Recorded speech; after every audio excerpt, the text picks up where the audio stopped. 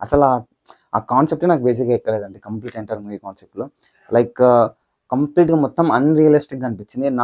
నాకైతే ఈ మూవీ చూసినంత సేపు ఒక 2 మూవీస్ నాకు మైండ్‌లో తిరిగినాయి. ఒకటి 'నిన్ను కోరి' ఇంకోటి 'ఆర్య 2'.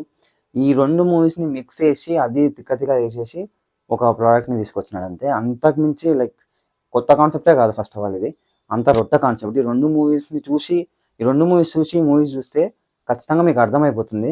జస్ట్ ఒక చిన్న క్లైమాక్స్‌లో ఒక చిన్న బిట్‌ని ఒకటి రివర్స్ చేసేస్తాడు. అంటే 'ఆర్య 2'లో ఉన్న కాన్సెప్ట్ జస్ట్ రివర్స్ చేస్తారంతే. అండ్ నెక్స్ట్ హీరో క్యారెక్టర్‌ని కంప్లీట్ సెకండ్ హాఫ్‌లో లైక్ ఇంగ ఒక ఎర్రిపప్పని చేసేస్తాడు. హీరోయిన్ కోసం ఏమన్నా చేసి ఒక ఎర్రిపప్ప మాదిరి ఉంటది. నాకైతే అట్లుంటే పెద్దగా నచ్చదు. లైక్ ఎందుకంటే అది మరీ సెల్ఫ్ రెస్పెక్ట్ చంపుకునేంత చేసేంతైతే ఎవ్వరు ఉండరని నా ఫీలింగ్.